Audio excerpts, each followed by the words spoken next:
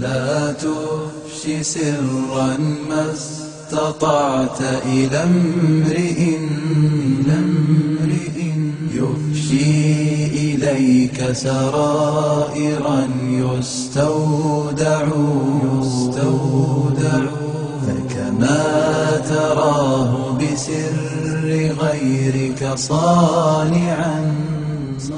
But when she did get married, she talked about it in the most glowing terms, the most beautiful of relationships. How lovely was this marriage between Aisha radiallahu anha and Prophet Muhammad sallallahu alaihi wasallam.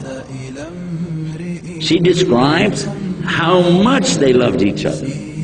She describes how they were together, running, playing together, and when she talks about sex, she explains to us, she was our teacher. She's the mother of believers. And she was teaching the Muslims up until she was in her late 60s. When she passed away, radiallahu anha, teaching them what you don't do to women, what you should do to them, what they like, what they don't like, how to give them happiness with this most intimate act. She describes it in the best way, telling us details that we wouldn't know otherwise, especially about being clean, cleanliness, hygiene related to this subject. It's very clear about it. What we know today, we learned it from her.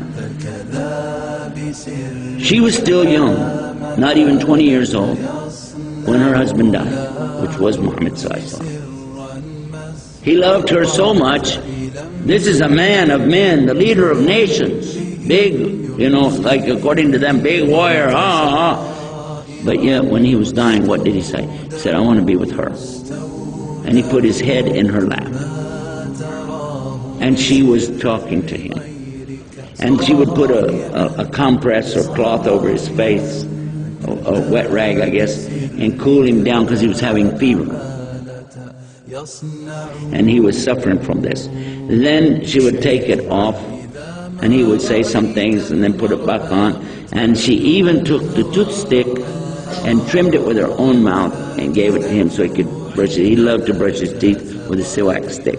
If you ever use one, you'll love it. It has good flavor in it. It's better than toothpaste.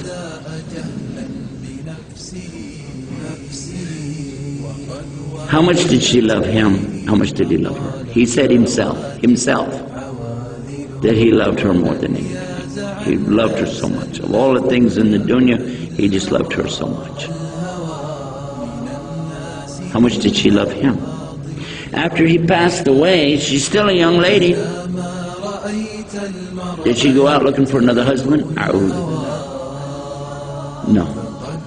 She never even entertained any offer of marriage. There was no discussion about this.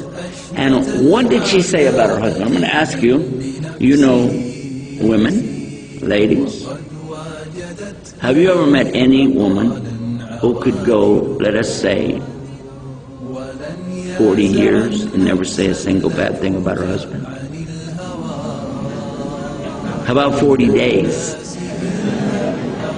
How about 40 hours? How about 40 minutes?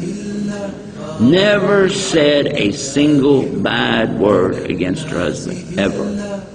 If she did, it would have been recorded, because they recorded so much from her. We have over 2,200 Sahih Hadiths coming from her, very important information of Islam coming from her, and you will not find anything but the very best respect, love for her husband.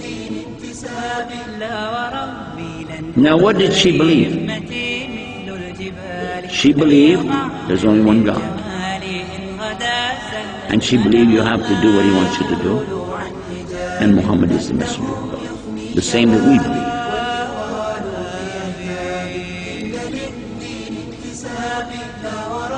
And what was she most interested in? Most interested, like all of us, in being in Jannah. To be in Jannah with Allah. This is what Muslims are seeking. When I started the program out tonight, I mentioned that. That's what I was seeking. How can I get close to Allah? What can I do to know more about Allah and draw closer to Him? And in her life, her whole life, she only had this one husband, which is Muhammad. And in all that time, until she died, her greatest hope was to be with him in paradise, where they would live happily ever after. I want you now to contrast this story that I just told you with the greatest of all love stories in English language from Shakespeare, Romeo and Juliet, the Montagues and the Capulets, the great feud between them and their two young children, just barely teenagers, sneaking around without marriage, you know what I'm saying, and one kills themselves, then the other one kills themselves. Double suicide, and you're saying it's a romance.